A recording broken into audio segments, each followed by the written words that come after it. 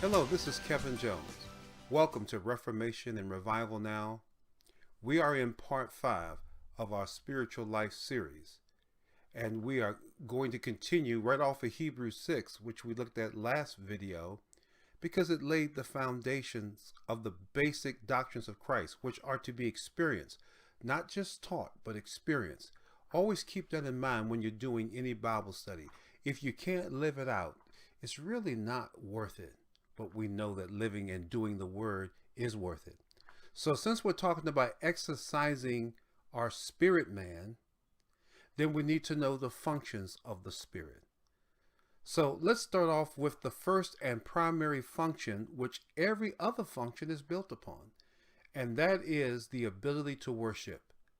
To be able to worship is why we were born again.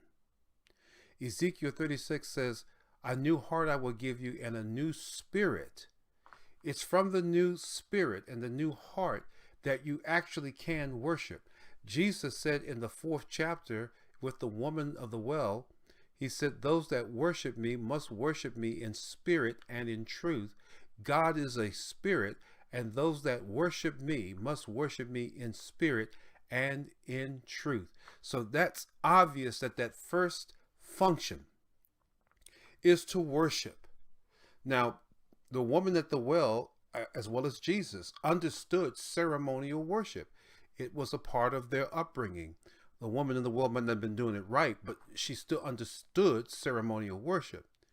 But spiritual worship is having that living relationship with Jesus where you are born again of the Spirit. So you are able to contact God spirit to spirit. So the primary function is worship above anything else.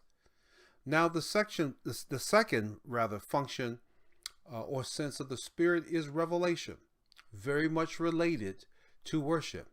And I just want to say as a note, just as your 5 physical sense gates are related, I mean your smelling and your tasting and your eyes are all related to each other. You know, sometimes I can smell something and see something. See that relation there? Well, your spirit is the same way. Because you have revelation, it's very related to the fact that you are a worshiper.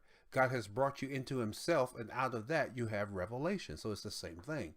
So revelation is that ability to receive knowledge that doesn't come through the 5 physical sense gates. It comes through the Spirit.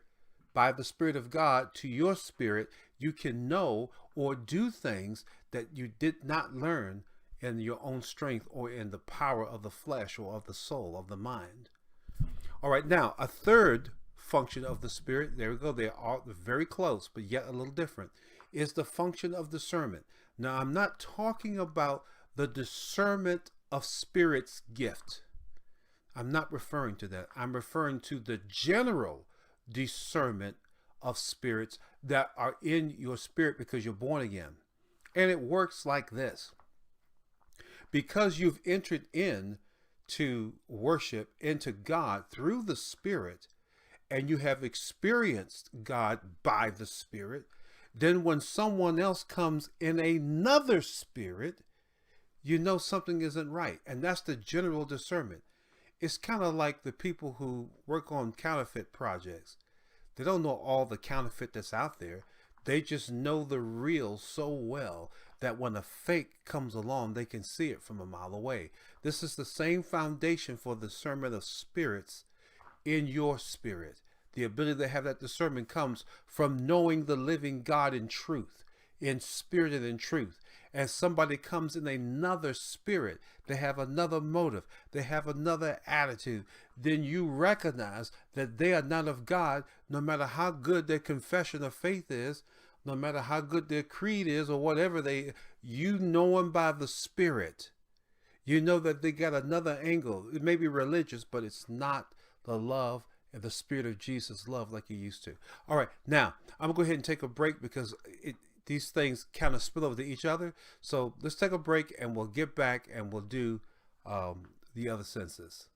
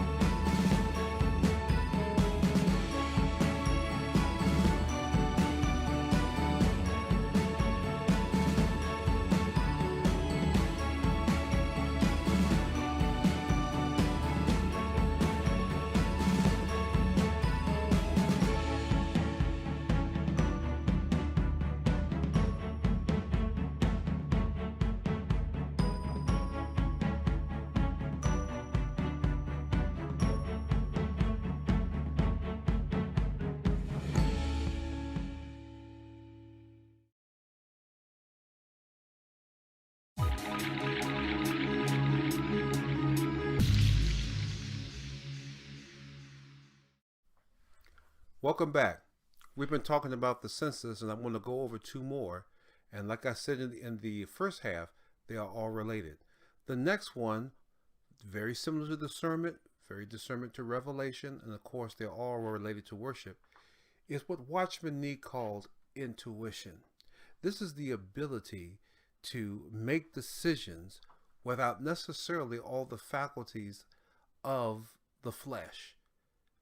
In other words, let's say you're an employer and you're going to hire some people, and you got two people you're looking at. Their credentials are identical. But when you get into the interview, though both of them are great, they got great personalities and everything, but you just have this sense that this particular guy, though his credentials are not any better, was a better fit for this particular job. But it's not really on paper. It's an intuition. It's something that you just know. This is the one I really like. You're driving down the road, and all of a sudden, you just feel, I need to get into the left lane. And so you move into the left lane, and all of a sudden, just a few seconds later, there's an accident that you would have been in the midst of, but just all of a sudden, you just knew to move into the left lane. This is intuition in its most classic form. And I just want to say to you, get used to exercising your spirit, because you believe it or not, some of these things you already have experienced, but you never put a name on it. Really, a Bible teacher's job is not to give you knowledge. If you're born again, you have it.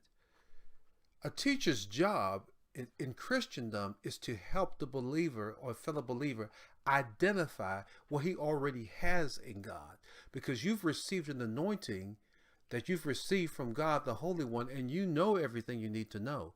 So really, what I'm doing is putting a word on it. I'm putting a phrase on it, but some of you have experienced these things. But let's go on to the next one. Now, the next one is the highest of all of them. Yes, even higher than worship. Not higher than worship, but deeper. The next one is the word that we get intercourse from, and that is the word communion. This is the total surrender and total intimacy of your spirit communing oneness, intercourse with the Spirit, where you're one with God. This is where a lot of times you will get the deeper revelations, the deeper discernments, the deeper intimacy. A lot of times you will receive your call from this particular place. It's a place where God reveals himself to you in such a personal way. And just like you remember the Lord's Supper, particularly in John's Gospel, the intimacy of that chapter 13, 14, 15, 16, and 17.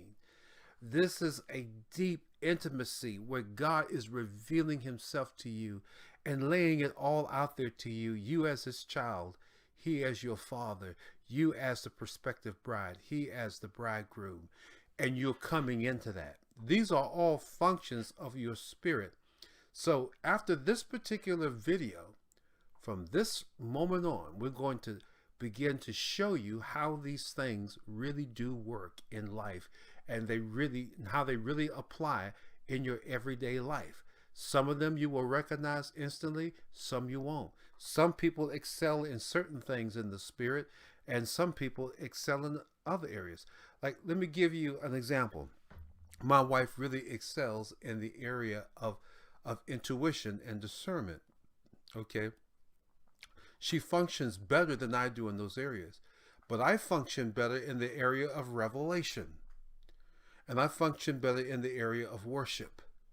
Okay. So, but we both function in all of them.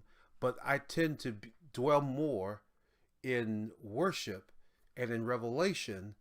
My wife tends to do more with visions, dreams, discernment, intuition, because this is the way God made her.